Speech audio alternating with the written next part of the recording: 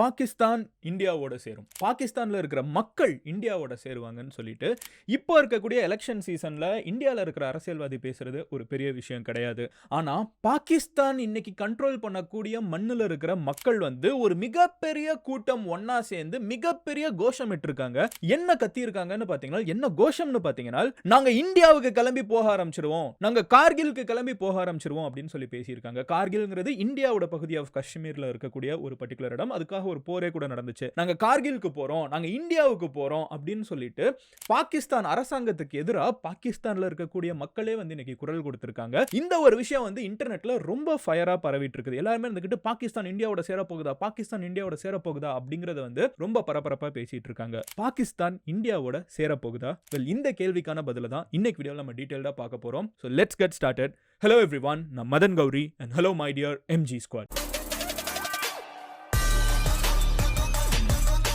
First விஷயம் என்ன அப்படின்னு பார்த்தீங்கன்னா, நான் இப்போ ரீசெண்டாக ரொம்ப ஃபீல் பண்ணுற ஒரு விஷயம், நம்ம சேனலில் பயங்கரமான கம்யூனிகேஷன் ரீசெண்ட் டைம்ஸில் நடந்துட்டு இருக்குது. நான் என்ன பேசணுங்கிறத நீங்கள் தான் டிசைட் பண்ணிட்டு இருக்கீங்க. இன்ஃபேக்ட் இந்த பாகிஸ்தான் இந்தியாவில் சேரப்போகுது, பாகிஸ்தான் ஆக்குபைட் காஷ்மீர் இந்தியாவில் சேரப்போகுதுங்கிற மாதிரி டிஸ்கஷன்ஸ் எல்லாமே எனக்கு நீங்கள் நிறைய பேர் இன்ஸ்டாகிராமில் டிஎம்மாக பண்ணியிருக்கீங்க, நிறைய பேர் இன்ஸ்டாகிராம் கமெண்ட் செக்ஷனில் சொல்லியிருக்கீங்க, நேற்று யூடியூப் வீடியோ கமெண்ட் செக்ஷனில் சொல்லியிருக்கீங்க. ஸோ அதனால தான் இந்த டாபிக் நான் உங்ககிட்ட பேசிட்டு இருக்கேன். நீங்கள் இந்த மாதிரி பார்ட்டிசிபேட் பண்ணி நான் என்ன பேசணும்னு நினச்சிங்கன்னா அதை இந்த சப்ஸ்கிரைப் பட்டன் அமைக்கி எம்ஜி ஸ்குவாட்ல சேருங்க. நீங்களும் எங்களோட டெய்லி டிஸ்கஷன்ல ஜாயின் பண்ணுங்க, உலகத்துல என்ன நடந்துட்டு இருக்குங்கிறத பத்தி. ஃபர்ஸ்ட் விஷயம் என்ன அப்படின்னு பாத்தீங்கன்னா, நம்ம எல்லாருக்குமே பேசிக்கா ஒரு விஷயம் நல்லா தெரியும்.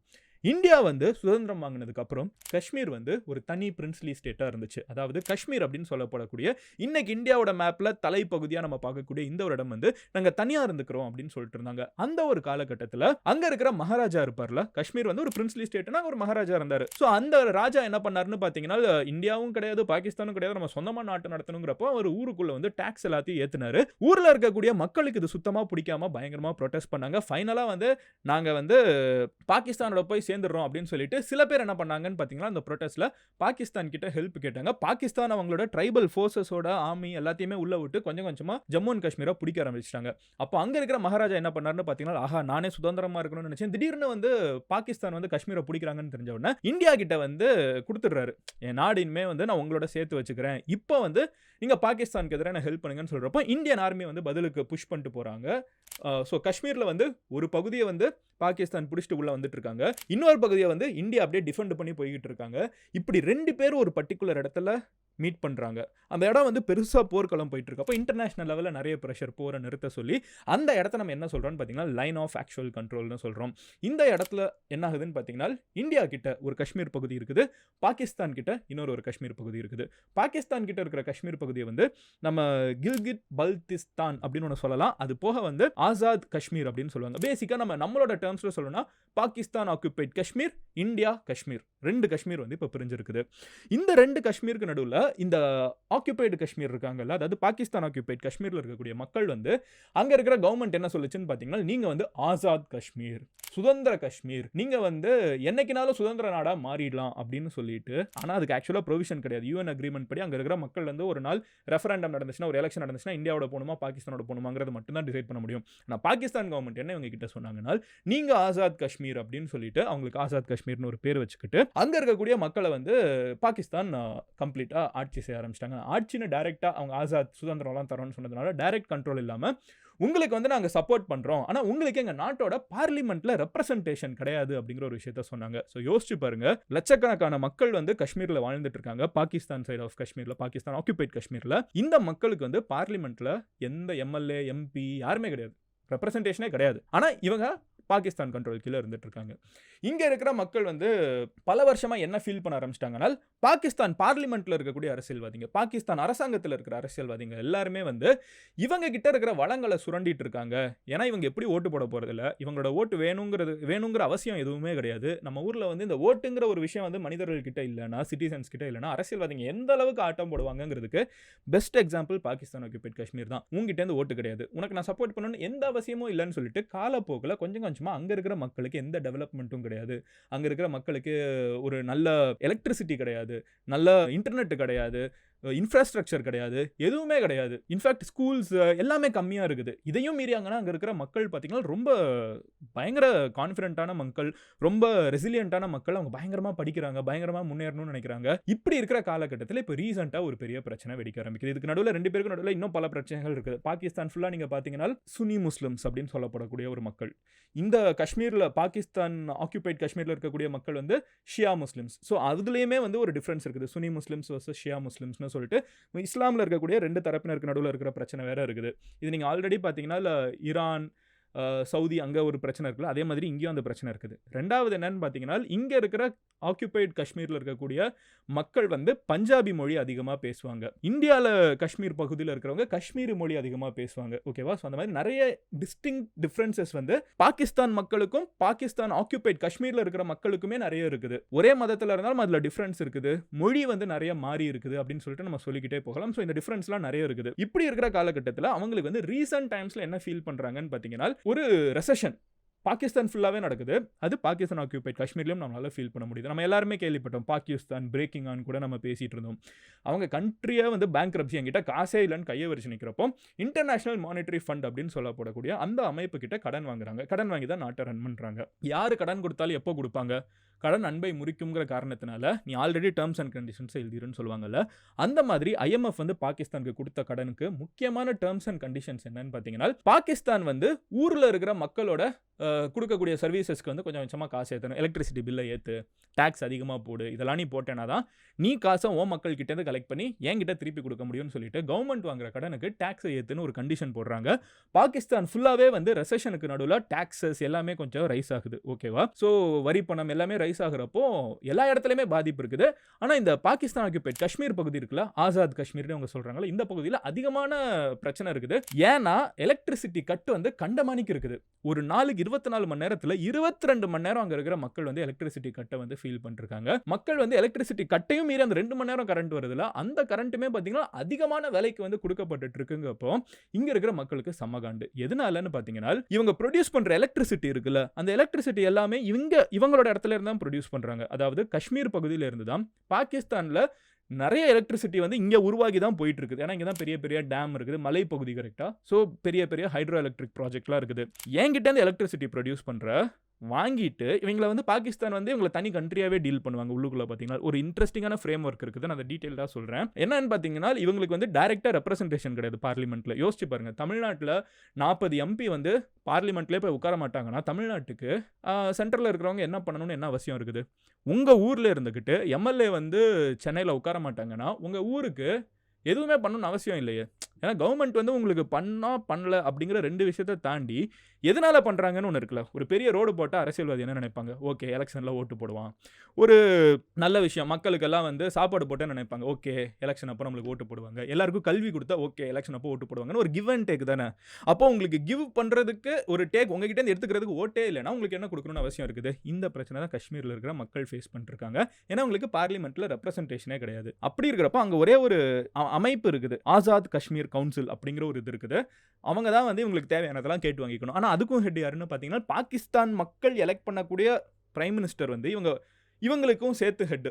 எப்படி ட்விஸ்ட் பார்த்தீங்கன்னா, இவங்க வந்து எந்த விதத்துலையும் அவர் ஓட்டே போட மாட்டாங்க. ஆனால் அவர் தான் இவங்களுக்குலாம் பாஸ். அவர் வந்து இவங்களுக்கு எதுவுமே பண்ணணும்னு அவசியம் கிடையாது. ஆனால் இவங்க ஓட்டு போட போகிறதில்ல அவருக்கு. ஸோ இந்த பிரச்சனையில் வந்து மக்கள் பெரிய பிரச்சனையாக வச்சுட்டு இருக்கப்போ இப்படி கண்டமானிக்கு எல்லாரும் ஏற்றி வச்சுக்கிறாங்க. ஏன்னா அவங்களுக்கு என்னன்னா, நீ என்ன பண்ணா என்ன, உன்கிட்ட எனக்கு ஒரு ஓட்டு வர போகிறதில்ல, உன்னால நான் ஒரு இடத்துல பிரயோஜனப்பட போகிறதில்லங்கிற டீல்ல அவங்க ஹேண்டில் பண்ணிட்டு இருக்காங்க. இதுக்கு நடுவில் என்ன ஆகுதுன்னு பார்த்தீங்கன்னா, இந்த ஷியா சுனி பிரச்சனை வேற வந்து ஒரு 8 மாசத்துக்கு முன்னாடியே வெடிக்க ஆரம்பிச்சிருச்சு. அப்போ இவங்க காஷ்மீரில் இருக்கக்கூடிய மக்கள் வந்து நம்பக்கூடிய ஒரு பர்டிகுலர் செக்ட் ஆஃப் இஸ்லாமில் இருக்கக்கூடிய தலைவர்கள் வந்து கொஞ்சம் கொஞ்சமாக அரெஸ்ட் ஆகுறாங்க. அது ஒரு பெரிய பிரச்சனை, ரொம்ப சென்சிட்டிவான ஒரு பிரச்சனையாக வெடிக்குது. லாங்குவேஜ் பிரச்சனை வெடிக்க ஆரம்பிக்குது.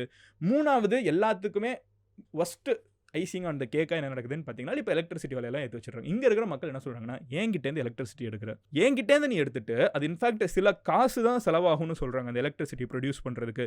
நீ எனக்கு திருப்பி ரூபாய் கணக்கில் கொடுக்குற. ஸோ ஆல்மோஸ்ட் நீ வந்து ஒரு 20 காசோ சம்திங், ஒரு கம்பேரிசன் என்னால் பார்க்க முடிஞ்சு. சேகர் குப்தா தி பிரிண்ட்ல சொல்லியிருப்பாங்க, 20 காசு சம்திங்க்கு நீ என்கிட்டேருந்து காசை வாங்கிட்டு ரூ. 80 நீ எலக்ட்ரிசிட்டியை பதிலுக்கு விற்கிறங்கிறப்போ அது எவ்வளோ ஏமாத்து வேலையாக இருக்குது. எனக்கு சப்சிடி வேணும், எலக்ட்ரிசிட்டி சப்சிடி வேணும் அப்படின்னு சொல்கிறாங்க. ரெண்டாவது என்ன சொல்கிறாங்கன்னு பார்த்தீங்கன்னா, நீ எனக்கு ஸ்கூலு, காலேஜ், இன்ஃப்ராஸ்ட்ரக்சரு, இன்டர்நெட்டு, எனக்குன்னு நல்ல ரோடு எதுவுமே கொடுக்க மாட்டேங்கிற, எலக்ட்ரிசிட்டி விலையை ஏற்றி வச்சுட்டேன். இது போக எனக்கு வந்து வீட்டு விலையெல்லாம் அவ்வளோ அதிகமாக இருக்குது. கோதுமை வந்து தலைக்கு மேலே வித்துட்டு இருக்குது. நாங்கள் பேசிக்காக ஒரு ரொட்டி சுடுறதுக்கு நாங்கள் எவ்வளோ கஷ்டப்பட்டு இருக்கோம். எனக்கு வீட்டையுமே காசை கம்மியாக்குங்கிறாங்க. அதுக்கு ஒரு லாஜிக் வச்சிருக்காங்க. ஏன்னா வீட்டு வந்து பஞ்சாப்ல தான் அதிகமாக, பாகிஸ்தானில் ஒரு பஞ்சாப் இருக்குது, அங்கே தான் நிறைய கல்டிவேஷன் நடந்துட்டு இருக்குது. ஆனால் அதுக்கு போகிற தண்ணியெல்லாம் அகைன் இந்த காஷ்மீர்ல இருந்து தான் போயிட்டு இருக்குது. அப்போ எங்கள் ஊர்ல இருந்து நீ தண்ணி வாங்கி எலக்ட்ரிசிட்டி ப்ரொடியூஸ் பண்ணி அதையும் நீ எனக்கு கொடுக்க மாட்டேங்கிற. உங்ககிட்ட என்கிட்டேருந்து ப்ரொடியூஸ் பண்ணுற எலக்ட்ரிசிட்டிக்கு நான் அதிகமாக காசு கொடுத்து வாங்கணும். என்கிட்டேருந்து நான் உனக்கு தண்ணி கொடுக்குறேன். உன்னை பொறுத்தளவுக்கு நான் தனி கண்ட்ரி தானே, ஓகே.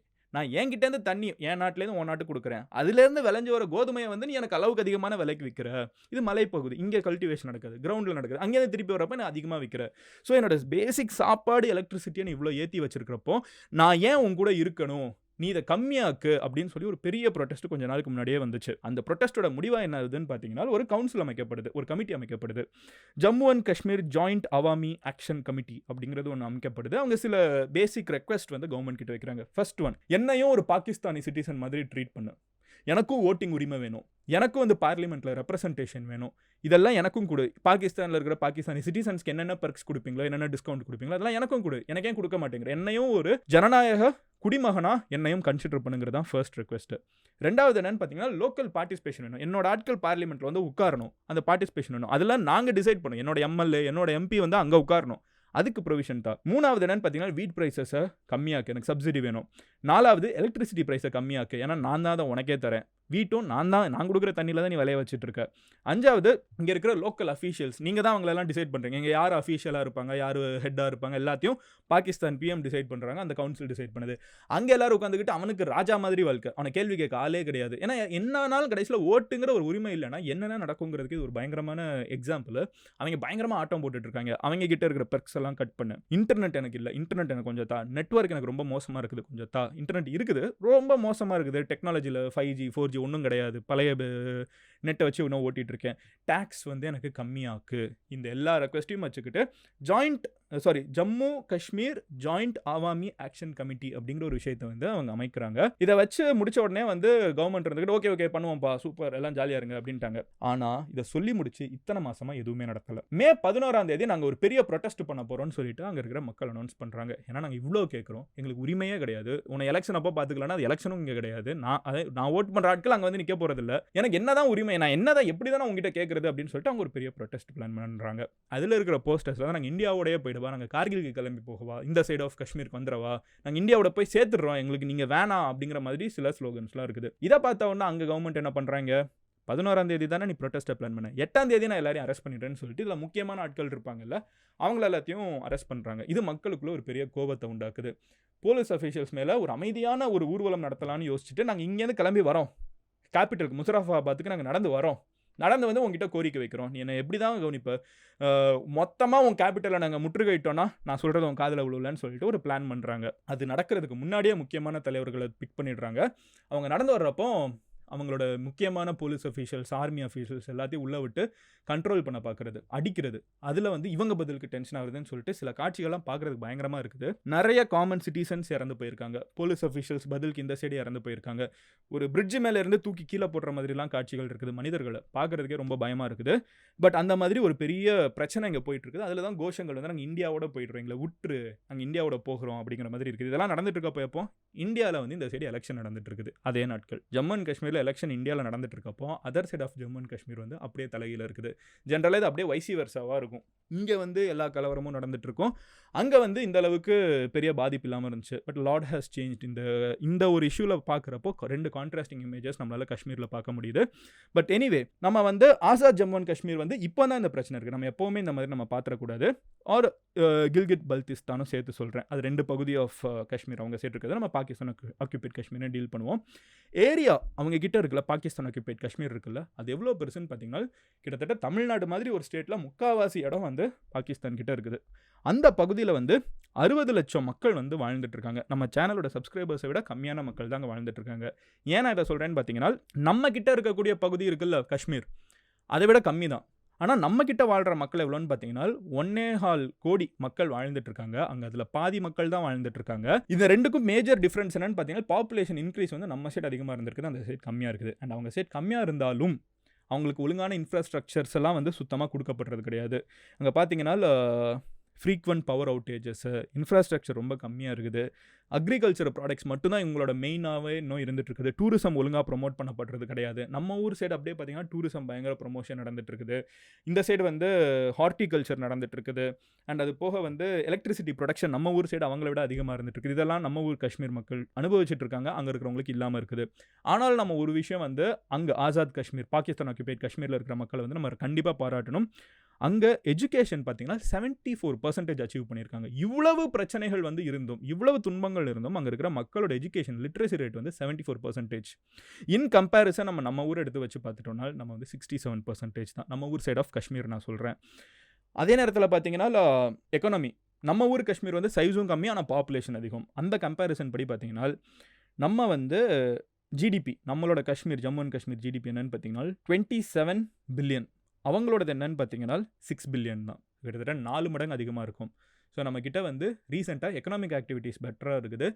நம்மக்கிட்ட வந்து என்ன சொல்ல, ஓவரால் இன்ஃப்ராஸ்ட்ரக்சர் க்ரோத் அதிகமாக இருக்குது. அப்படிங்கிறதெல்லாம் பார்த்துட்டு இந்த சைடு வரணுமான்னு யோசிக்கிறாங்கன்னு கேட்டிங்கன்னா அதான் கிடையாது. அவங்க இங்கே வரணும்னு நினைக்கிறாங்கனால் அவங்களுக்கு இங்கே வரணும்னு நினைக்கிறது ரொம்ப ஆப்வியஸான ஒரு பிரச்சனை. அவங்கள அங்கே இருக்கிற பாகிஸ்தான் கவர்மெண்ட் வந்து ஒழுங்காக ட்ரீட் பண்ண மாட்டேங்கிறாங்கிறதான் அவங்களோட ஒரே பிரச்சனை. இதுக்கு நடுவில் நம்மளோட இதெல்லாம் பிரச்சனை போயிட்டு இருக்குது, இங்கே பெரிய ப்ரொட்டஸ்ட் நடந்துட்டு இருக்குங்கிறதெல்லாம் பார்த்துட்டு இருக்காங்க. அப்போ நம்மளோட எக்ஸ்டர்னல் அஃபேர்ஸ் மினிஸ்டர் ஜெய்சங்கர் இருக்காங்கல்ல, அவங்க கிட்ட ஒரு கேள்வி கேட்கப்படுது. பாகிஸ்தான் ஆக்குபைட் காஷ்மீர் பற்றி என்ன நினைக்கிறீங்க, அங்கே ஒரு பெரிய ப்ரொட்டஸ்ட்லாம் போயிட்டு இருக்கு அப்படிங்கிறத சொல்லி பேசுகிறப்போ அவர் என்ன சொல்கிறாருன்னு பார்த்தீங்கன்னா பாகிஸ்தான் ஆக்குபைட் காஷ்மீர் வந்து இந்தியாவோட இணைக்கப்படும். நாங்கள் இதுக்கு முன்னாடி இதெல்லாம் நாங்கள் சொல்லி நிறைய செஞ்சுருக்கோம், நான் சொன்னால் நீங்கள் நம்ப மாட்டேங்கிறீங்க, ஆனால் இது நடக்கும் அப்படிங்கிறத சொல்லியிருக்காரு. அது கூட அவர் என்ன சொல்லியிருக்காருன்னு பார்த்தீங்கன்னா இந்தியாவில் எந்த அரசியல் கட்சி ஆட்சிக்கு வந்தாலும், எந்த அரசியல் கட்சினாலும் நீங்கள் எடுத்துக்கோங்க, டாப் டு பாட்டம் இருக்கிற அத்தனை அரசியல் கட்சியும் சொல்கிறது ஒரு காமனான விஷயம் தான், காஷ்மீர், ஜம்மு அண்ட் காஷ்மீர் முழுக்க முழுக்க இந்தியாவோடது, அதை யாருமே தடுக்க முடியாதுன்னு சொல்லிட்டு அவர் எல்லா அரசியல் கட்சியும் இதில் சேர்த்துக்கிறாருங்கிறதும் இப்போ ரீசெண்டாக நடந்த ஸ்பீச்சில் ஒன்று. இதை தான் வந்து எல்லாருமே பாகிஸ்தான் வந்து இந்தியாவோட சேரப்போகுதுன்னு சொல்லிட்டு பரப்பிட்டு இருந்தாங்க. ஆக்சுவலாக பாகிஸ்தான் இந்தியாவோட சேரப்போகிறது கிடையாது. பாகிஸ்தான் ஆக்குபைட் காஷ்மீரில் இருக்கிற மக்கள் வந்து அவங்க ஊருக்குள்ளே இருக்கிற லோக்கல் ப்ராப்ளம்னால எனக்கு உங்க கூட இருக்கப்போ நாங்கள் கிளம்பி போயிடுவான்னு சொல்லி மிரட்டியிருக்காங்களே தவிர அங்கேருந்து இங்கே வந்து சேர போகிறது இல்லைங்கிறத கிளாரிஃபையும் பண்ணிவிட்டு இதுக்கு பின்னாடி இவ்வளோ ஒரு பயங்கரமான story as we are talking இதெல்லாம் டெவலப் ஆகிட்டு இருக்குங்கிறதையும் சொல்லிட்டு இந்த வீடியோ நான் முடிச்சுக்கிறேன். நாளைக்கு நான் இன்னொரு வீடியோவில் பார்க்குறேன். இந்த மாதிரி வேறு ஏதாவது டாபிக் இன்டர்நேஷனல் அஃபேர்ஸ்லேருந்து, ஜியோ பொலிட்டிக்ஸ்லேருந்து, நம்ம ஊரில் நடக்கிற பிரச்சனை வரைக்கும் ஏதாவது நீங்கள் தெரிஞ்சுக்கணும்னு நினச்சிங்கன்னா அது என்னங்கிறத கமெண்ட்டில் சொல்லுங்கள். நீங்கள் இதை எனக்கு எங்கேயாவது இன்ஸ்டாகிராமில் பார்த்து உடனே ஷேர் பண்ணணும்னு நினச்சிங்கன்னா மதன் கௌரி இன்ஸ்டாகிராமில் போய் ஃபாலோ பண்ணுங்கள். எனக்கு எப்போனாலும் டிஎம் பண்ணுங்கள். இது போக நான் வேறு ஏதாவது டாபிக் பேசணும்னா கமெண்ட் செக்ஷனில் சொல்லுங்கள். ஒரு கொஸ்டினை நான் அதை உங்கள் முன்னாடி வைக்கிறேன். நீங்கள் ஒரு ஆப்பர்ச்சுனிட்டி உங்களுக்கு கொடுக்கப்பட்டுச்சுனால் இந்தியாவோட இருக்கலாமா பாகிஸ்தானோட இருக்கலாமாங்கிற ஒரு ஆப்பர்ச்சுனிட்டி வந்து நீங்கள் ஒரு காஷ்மீரியாக யோசிச்சு பாருங்கள். அதுதான் வந்து ரெஃபரண்டம் சொல்லுது. அப்படி ஒரு ஆப்ஷன் இருந்துச்சுன்னா அங்கே இருக்கிற மக்கள் யார் பக்கம் போகணும்னு நினைப்பாங்க, ஏன் அப்படிங்கிறதையும் கமெண்ட்டில் சொல்லுங்கள். நாளைக்கு நான் உங்களோட ஒரு வீடியோவில் பார்க்குறேன். until then bye, Madan Gowri signing off here. And இந்த வீடியோ உங்கள் ஃப்ரெண்ட்ஸாக இருக்குது இந்த ஜம்மு அண்ட் காஷ்மீர் மாதிரி இன்டர்நேஷனல் டாபிக்ஸில், ஜியோ பொலிட்டிக்ஸில் இன்ட்ரெஸ்ட் இருக்குன்னா அவங்ககிட்ட ஷேர் பண்ணுங்கள். அண்ட் இந்த மாதிரி நாளைக்கு நான் என்ன டாபிக் பேசணுங்கிறத கமெண்ட்டில் சொல்லுங்கள். இன்னும் எம்ஜி ஸ்குவாடில் சேரலைன்னா சப்ஸ்கிரைப் அமுக்கி எம்ஜி ஸ்குவாடில் சேருங்க. Love you all, take care, bye, cheers எம்ஜிஸ்.